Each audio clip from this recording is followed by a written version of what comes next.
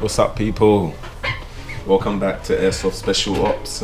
I've been meaning to give you guys so much content. I hope you guys have been tuned in to the channel so far and can see that I've been uploading bare content for you guys. I hope you're watching it. I've got gameplay stuff, I've got unboxing, there's some new stuff as well. I'm due to get like a new chest plate, a new belt. I'm due to do the review between these goggles and my new goggles and stuff like that. So, but yeah, I basically wanted to finish up a video that I'd done recently, which was the unboxing for this bad boy right here, the Vorsk VPX. Beautiful pistol. I've really enjoyed it since I've got it. If I'm to be real, I just feel like it's especially for the price, this is a bit more expensive than my EU18. I should have actually bought that one out. If you guys, I'll tell you, give me one sec. Yeah, just so that you guys have some context what I'm actually talking about. So a bit more expensive than this bad boy. I think I paid about 70 quid, 80 quid-ish for this. Obviously I've done some adjustments since the front panel, the laser, I've put back the silver bit. I talk about this in other videos, so I won't talk too heavily on it. But quality wise, like, I'm not gonna lie to you, I feel like this is slightly a better build just because the majority of this is metal, whereas the majority of the EU18 is what's it called? Not polyester, no, what's the thing called? The high quality plastic, basically. Polymer, that's the one. So yeah, but overall, like, in the hand they both feel good. I've got the mag in it currently. The mag obviously holds a bit less. I think it's like 20 or something like that it holds, compared to the Vorsk that holds 23, if I'm correct. Same with the extendo. The extendo on the EU18 holds 48. The extendo on this, I think it holds about 30, 40 at most. But yeah, so far so good. Like I said, it's a bit more expensive. In the hand, I won't lie, this feels slightly heavier, but I think that's just the mag on it. This feels a lot more balanced, I would say, the VPX. Recently I've done some work on the EU18 as well, because I find that every like 3 to 4 months, you should just take the whole burner apart, the whole gun apart, and just kind of do things like spring checks, clean it, brush it down, then give it a grease back up. That's how you get the best performance out of these things. The burner is on safety via wire. I have on goggles as well via why I'm doing this video. But without further ado, like, obviously I done the unboxing, I done a walk around the gun itself. I kind of spoke about good things that I think that are bad, but so far I've had it for probably about, give or take, about a week now. And to be honest, it's currently my favorite handgun, if I'm to be real. I feel like the weight in the hand is a very easy rise. It's balanced, it's not too heavy, because sometimes you can have burners that are back heavy or front heavy or top heavy. I feel like this is very balanced, even with the mag outside of it. It's very balanced in the hand. With the mag as well, because the mag weighs something but doesn't weigh too much. It kind of more complements it in the hand. One thing I do want to talk about is the fit in the hand itself compared to like my EU18. Obviously, yeah, this slots and fits quite nice in the hand, but I don't know if you can see it. Like, I just feel like with this one, it feels like an attachment to my hand, which if you're a proper airsoft player or you do competition sporting and stuff like that, you're gonna want a pistol or a gun that kind of is an extension of your body, if that makes sense. So it's really nice to be able to have something like this, because it feels like that, whereas I always kind of felt like with the Glocks kind of have this feeling of like it's an external thing to your body. Every time I draw it, it's a nice, don't get me wrong, it's probably my second favorite now handgun, but at the same time I just feel like you're aware it's not part of your body every time you draw it, so you're conscious of where and how and speed of drawing and where you poke it. Whereas I feel like with this bad boy, it's kind of the opposite of that. It's like every time, I haven't played a game with it so far, so that's something I've got to review for you guys and give you guys some feedback on. But every time, like in training when I draw it, and even just at home, just kind of getting used to it and learning how to clean things and how things work, I've kind of liked it because it just feels like an extension of my arm. It's very aimable, even though it doesn't have the sights similar to the EU18. It's very aimable still. And one thing I will say is that when I bought the Vorsk EU18, I was very much looking for something that will shoot exactly where I aim. And don't get me wrong, when I first got it, because I was a new player, I kind of was so excited. I was like, this gun is so perfect and rare. But over time, I've come to learn that the Vorsk EU18 isn't reliable in terms of, it's a great gun overall, but or great airsoft gun, but overall it isn't the best for reliability. And I say this just because sometimes my spring in my mag, for example, won't load the next bullet, and I've got to kind of take out, check, put it back in, and then go. And sometimes you're in them tight situations. Like I was watching a game that I was editing at Splatoon. This was probably about a month and a half ago, and I literally was like right next to a container, so it was me and my guy, and we've gone through, we've checked, we think it's all clear, so we start talking loud, not understanding that there's a guy behind the container.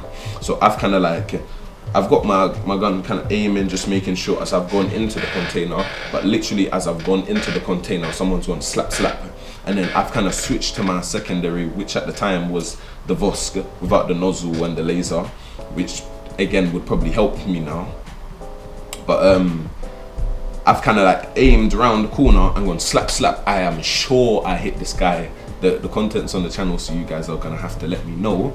But he's saying he never got hit. He also shot, and because I'm a gentleman type player, I was just like, do you know what? I got hit when you slapped, so I'm gonna call my hit, and I kind of walked off. But even as I was watching the content, I think it was yesterday or this morning, I kind of was looking at it like, bro, I'm such a gentleman for walking off and calling the hit, but I'm sure you got hit. And there is a chance, I'll give him the benefit of the doubt, because it's the Vorsk, there's a chance what might have happened was the first one's gone off and kind of flown off, the second one's gone off, but nothing came out. And I faced this problem quite a lot. I think it's just the wear and tear on the mags. And one thing I will advise is, when you're not using, because it's something I had to learn the hard way, I now have to buy new mags that I'm only going to use for games, and then I have these mags which I call home mags, which is basically the ones that I'll use and abuse. And I say that just because I now am facing gas leak on these, and I find that it's because I was a new player, I was getting excited, so I'd take the burners home, I'd load them,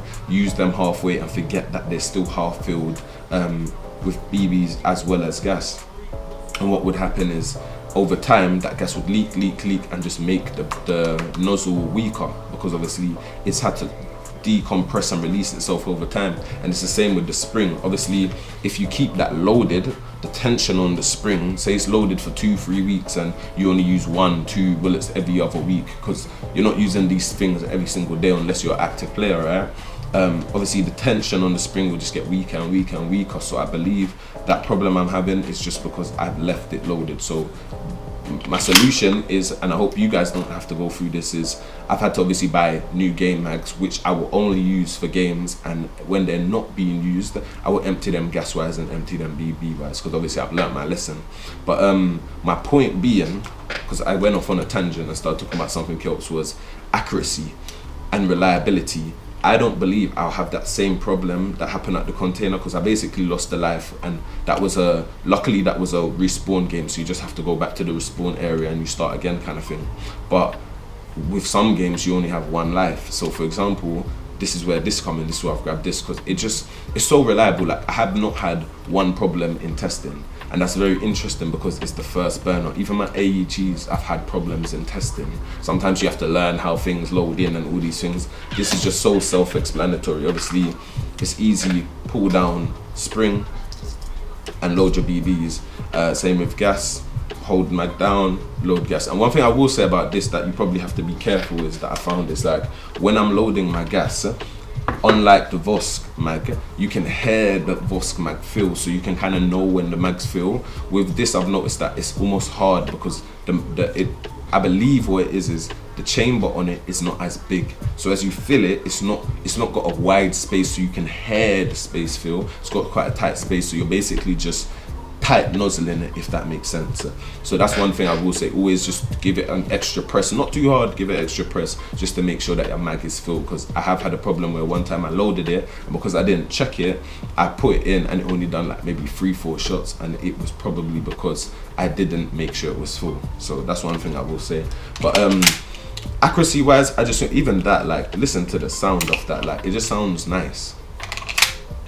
Listen to that. Don't get me wrong, like, don't get me wrong, the Vorsk sounds nice also, the E18, like, but do you see, it just, for me, this has more like a toy noise, like it sounds nice, but it still sounds like you're hitting polymer for me, whereas with the VPX, it's like, it just sounds, I don't know what it is, it just sounds so elegant. But what else have I found? I really like this little beaver thing here. I think it's called beaver tail safety or something like that. I just think it's so key, because sometimes you're going around, you just want to check with the other guns, because it doesn't have that extra safety. Sometimes you slap off and end up wasting BBs, as well as showing people where you are. So just having that extra, it's like, it's a reminder that I will press this when I'm sure I want to shoot or fire. So that's really cool.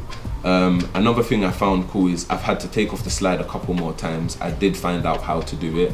I probably won't do it. Maybe I will do it. I'll do it in the end of this video for you guys after we do the shoot test, because it's not as hard as I found originally. I ended up finding out actually how to do it. What else? I ended up putting back on the end because I just feel like it's so cool. It makes the burner look a lot better. As well as I ended up I done my own little edit. I put some rubbers around this bit because it was very shaky when I got it, whereas now it has a very firm sound. It does shake a bit, but because you will have that, there's a little movement on 1911 style pistols or high cappers. I've noticed quite a lot compared to the Glocks, but it works. What else? One thing I really do like is this other safety. Like, do you get what I'm trying to say? That's one thing I do adore compared to the Glock. It's like, with the Glocks, my only safety is right at the bottom, which is now covered by a flashlight. And yeah, I've got the double trigger, but sometimes you're nervous. I will be honest, like in my first couple games compared to now, you go around the corner and you tap it because your teammates walk around and you end up blind firing somebody. Whereas with this, it's like, it's very hard to do that. You have that extra second to make sure before you fire.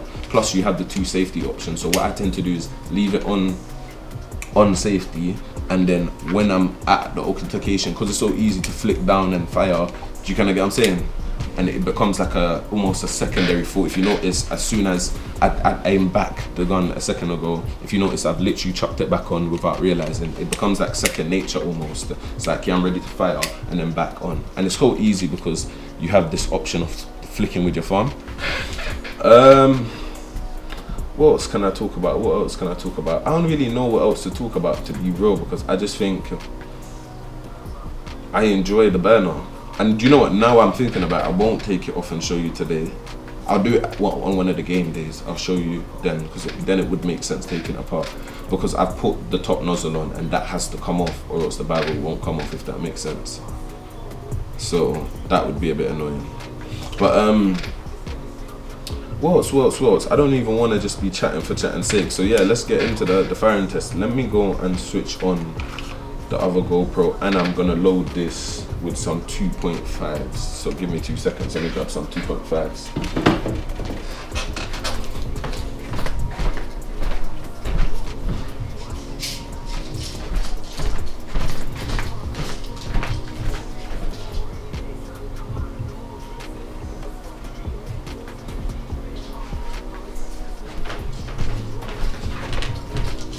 Okay, so like I said, and you don't even need, you know where I had to end up getting the Glock pull-up thing for the mags? You don't even need one with this, because it's so easy to just grab your thumb and pull up.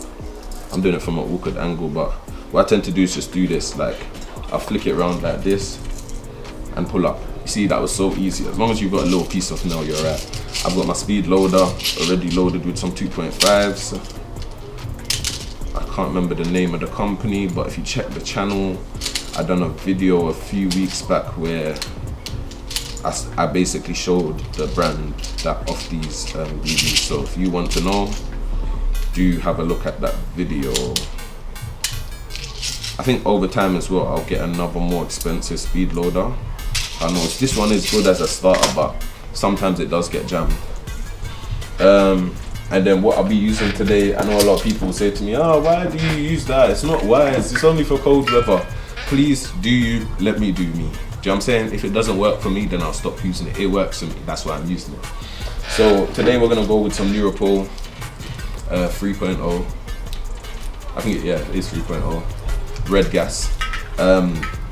Some may ask why red gas. I just think red gas is better for precision. I find that it kicks out a little more better. And if you're, especially when you're indoors where you have a better control of the temperature of the room, it's just more reliable, I find. Indoors. If you're outdoors and it's a really hot day, I will always advise green gas. Always. It's just built for that. It operates better. If you're like me and you just like going crazy sometimes with it, especially if you've got automatic pistol, you want something like a black gas. But I haven't done black gas on the channel, so I'll do that for you guys soon. And like I said, you do want to just give it a double check.